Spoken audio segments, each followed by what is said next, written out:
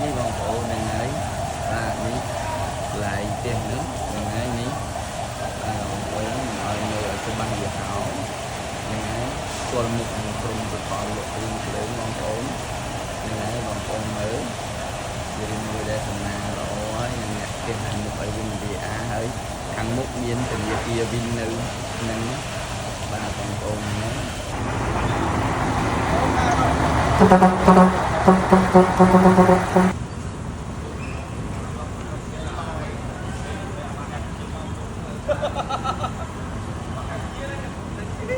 នៅទល់មុខសាលាមនីវងខេត្តបាត់ដំបងក្នុងទីរួមខេត្ត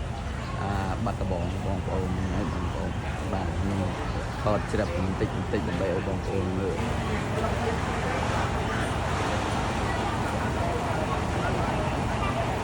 នេះពេលព្រឹកឡើងណាបងប្អូននេះសាលារៀននេះបងប្អូន